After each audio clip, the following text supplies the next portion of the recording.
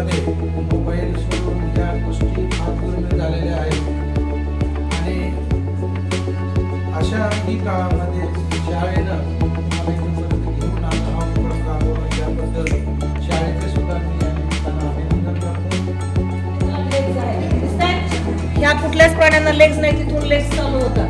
बरोबर आहे. ज्या प्राण्यांना प्रिमेटिव्ह लेग्स आहेत, आपल्यासाठी डेव्हलप लेग्स नाही आहेत, प्रिमेटिव्ह आहेत, ते सगळे प्राणी ह्या आर्थ्रोपोडा ग्रुपमध्ये असतात. दिसत आहे आर्थ्रोपोडा लेग्स दिसत आहेत त्यांना, इथे आहेत लेग्स बघा. हे सगळे प्राणी जे आहेत त्यांना लेग्स आहेत, अपेंडेजिस अपेंडेजिस, म्हणून हे सगळे प्राणी आर्थ्रोपोडा ग्रुपमध्ये आलेले आहेत. ठीक आहे. आता हे बघा, हे मोलस्का.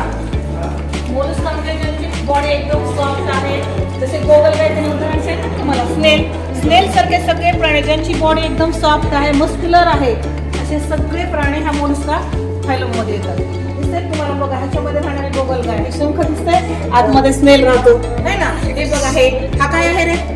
ऑक्टोपस आहे. बघितलं ना तुम्ही ऑक्टोपस? स्टारफिश सुद्धा असेल बघा कुठेतरी, स्टारफिश पण ह्याच ग्रुप मध्ये येतो बघा.